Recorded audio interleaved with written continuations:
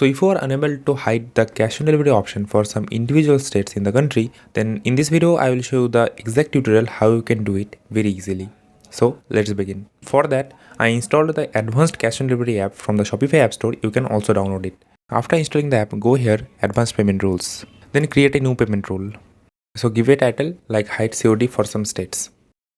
Then select the condition, province or states, operator in the list, value. Here put the state codes like AR for Arunachal Pradesh. Then give a comma and type the second one, MZ means Mizoram. You can also take the state codes from this list. Now add the action, hide payment method. Now payment method name, cash on delivery. Then active the status and save this. Now if the state is Arunachal Pradesh or Mizoram, the cash on delivery option will be unavailable. So let's check it on the online store. If I put the state Arunachal Pradesh, you can see the cash on delivery option is unavailable. But if I select another state, you can see the cash on delivery option is available. So in this way, you can do it very easily.